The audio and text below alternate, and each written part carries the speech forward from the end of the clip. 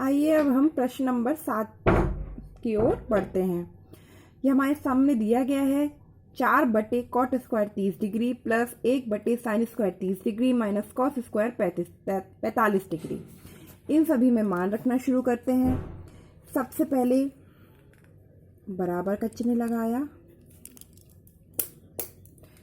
अंश में है 4 तो 4 लिखा, बटा फिर है कॉट स्क्वायर 30 डिग्री। कॉट 30 का मान होता है √3 और इसका लग रहा है स्क्वायर, तो कोष्टक लग के स्क्वायर लगाया। फिर आ रहा है प्लस, फिर अंश में है 1 तो 1 की जगह 1 रखा, फिर बटा, फिर साइन 30 का मान होता है 1/2 और इसका लग रहा है स्क्वायर, तो हमने लगाया स्क्वायर, माइनस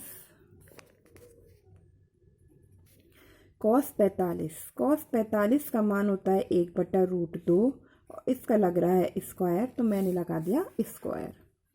फिर लिया बराबर, 4 की जगह 4 बटा √3 का स्क्वायर करना है। √3 का स्क्वायर करने के लिए √3 को √3 से गुणा करा तो आया 3, प्लस की जगह प्लस 1 बटा 1/2 का स्क्वायर करना है, इसके लिए पहले 1 का स्क्वायर करेंगे। 1 का स्क्वायर हो गया 1 बटा 2 का स्क्वायर हो गया, 2 को 2 से गुणा करा 4, माइनस 1/√2 का स्क्वायर करना है तो 1 का स्क्वायर हो गया 1 और √2 का स्क्वायर हो गया, √2 को √2 से गुणा करा तो आया 2, बराबर 4/3 प्लस। अब देखिए इसको हमें व्यवस्थित करना है, लिखना है। तो देखिए यह बड़ा बटा है, यह पूरी अपने आप में एक संख्या है 1/4 और एक संख्या है। अब हमें 1/4 को इस तरीके से व्यवस्थित करना है कि गुणा के फॉर्म में आ जाए। तो 1 हमारे पास है और 1/4 को गुणा के रूप में बदलना है, तो हम क्या करेंगे, 1/4 को गुणा में लिख के उल्टा लिख देंगे, यानी जो हर है उसको तो अंश में लिख देंगे, जो अंश है 1 उसको हर में लिख देंगे। जैसे 1 तो लिख लिया हमने, अब बटे के नीचे हर कौन है 1/4, 1/4 को अंश में ले जाना है यानी गुणा के रूप में लिखना है। 1/4 यहाँ पे भाग में है, ये 1 और ये भाग का चिन्ह अगर हम माने तो 1/4 भाग में है, हमें इसे गुणा के रूप में लिखना है। गुणा का रूप में लिखने के लिए हम पहले गुणा का चिन्ह लगाएंगे और 1/4 का व्युत्क्रम कर देंगे। व्युत्क्रम करेंगे तो जो अंश है वो हर में चला जाएगा, जो हर है वो अंश में चला जाएगा। इस तरीके से हम इस वाले पद को हल करेंगे। दोबारा देखिए, 1 लिखा, गुणा का चिन्ह लगाया और 1/4 का व्युत्क्रम कर दिया, फिर जो चिन्ह है माइनस वो लगाया और 1/2 लगाया, बराबर 4/3 प्लस, इसको हल करिए, इसमें हल करने पर आएगा 4 एकम 4 बटा 1 माइनस 1/2। अब यह 3 परिमेय संख्या है जिनका हमें जोड़ बाकी करना है। तो इसको हल करने के लिए हम इस पद के जितने भी हर हैं 3 हर है हमारे पास, इन तीनों का लसागु निकाल लेंगे। इनका लसागु निकालेंगे तो आएगा 6, लसागु 6 आ जाएगा। आप निकाल के देख लीजिएगा।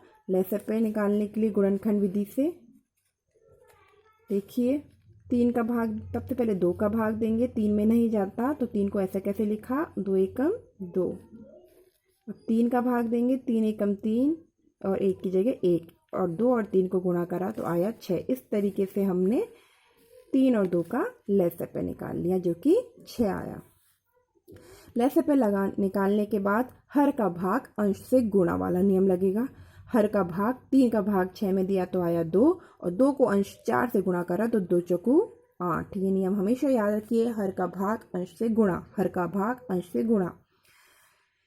प्लस की जगह प्लस, 1 का भाग 6 में दिया तो 6 आया और 6 को अंश 4 से गुणा करा तो 6 चौकू 24 माइनस हर 2 का भाग 6 में दिया तो आया 2 तिया 6 और 3 को एक अंश से गुणा करा तो आया 3।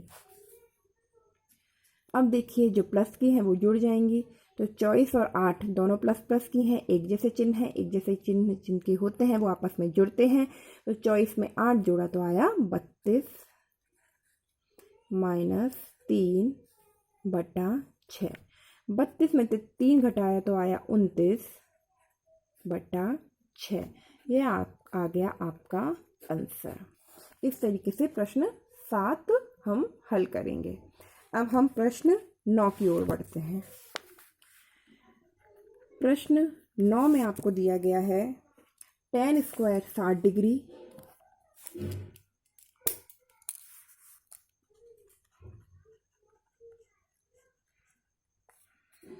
Plus 4 sine square 45 degree plus sine square 90 degree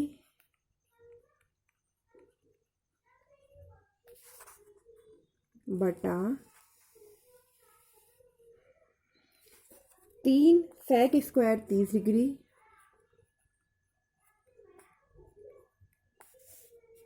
plus cosec square 60 degree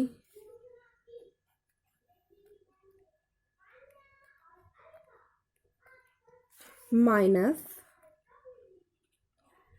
cot square 30 degree. यह आपके सामने प्रश्न दिया गया है। अब हम इन सभी के मान रखेंगे बराबर, जो आपके पास बड़ा बटा दिया गया है वो बड़ा बटा लगाइए। सबसे पहले अंश में मान रखना शुरू करेंगे।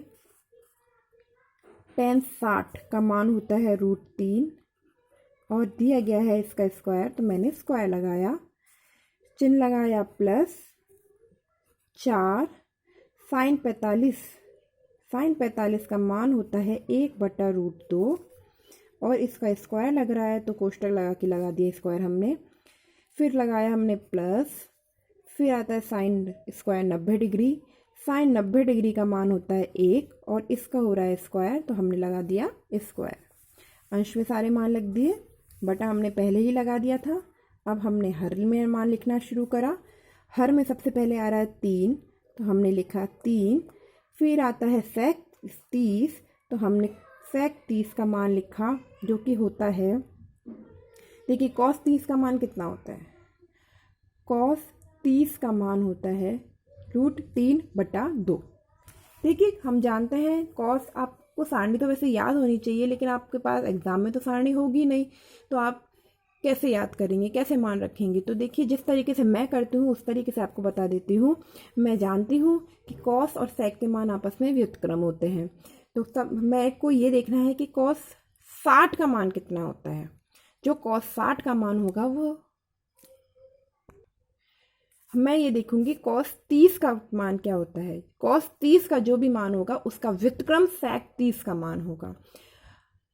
कॉस 30 का मान होता है साइन 60 का मान, साइन 60 का मान होता है √3/2, ठीक है ना। तो कॉस 30 का मान होगा √3/2, तो साइन सेक 30 का मान होगा √3/2 का व्युत्क्रम 2/√3।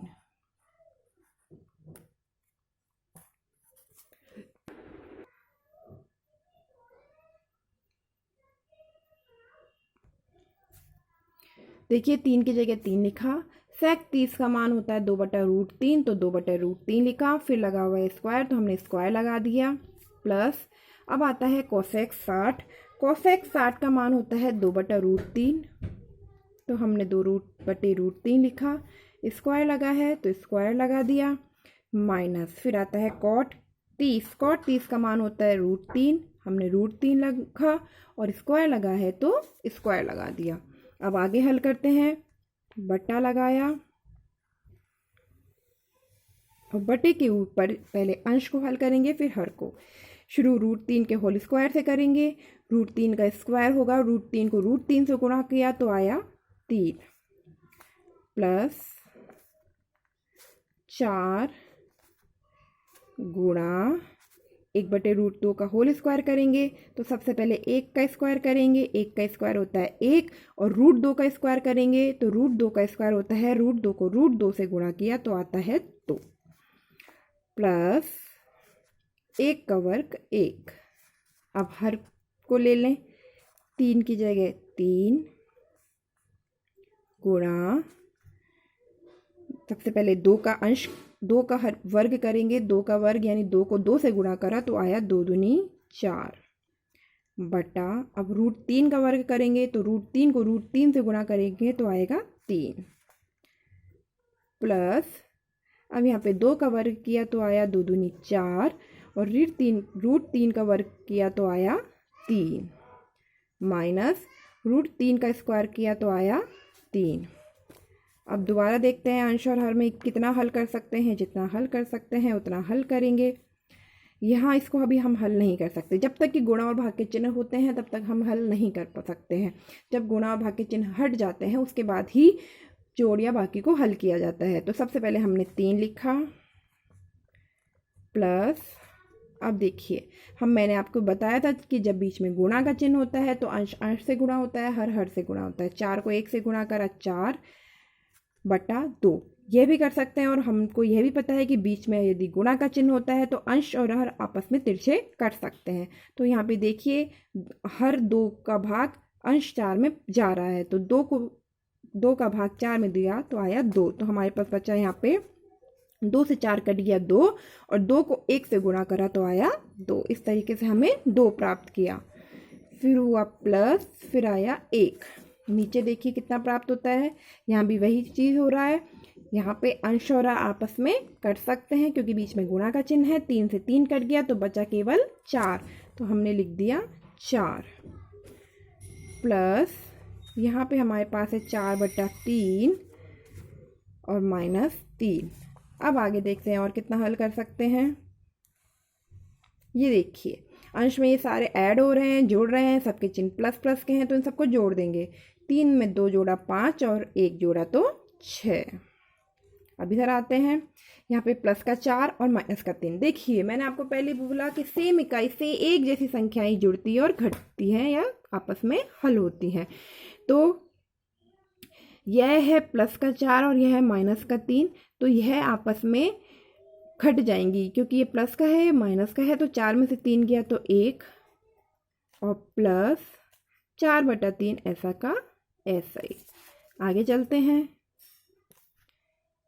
6 बटा, यह एक परिमित संख्या का जोड़ बाकी आ गया। इसको हल में करना मैंने आपको सिखाया था कि जो भी हर में है उसको लिख दो और फिर इस हर को इस अंश से गुणा करो तो आ गया 3 एकम 3, फिर जो चिन्ह है वो लगा दो और इस हर के ऊपर का जो अंश है उसको ऐसा का ऐसा लिख दो। चलिए आगे बढ़ते हैं, फिर क्या मिलेगा अपन को, यहाँ 6 मिला बटे यहाँ पे हमें मिला 3 में 4 जोड़ा 7/3। अभी इस पहले प्रश्न में भी हमने इस पद को हल करना सिखाया था। हमें 7, ये बट्टे में 7/3 अपने आप में एक पूरी संख्या है, तो हमें इसे गुणा में ले जाना है। तो गुणा में हम कैसे ले जाते हैं, इसका व्युत्क्रम करके। तो 7/3 का व्युत्क्रम होता है 3/7। 6 को 3 से गुणा करा तो आया 18/7। इस तरीके से हमें इन प्रश्नों के हल प्राप्त हो गए।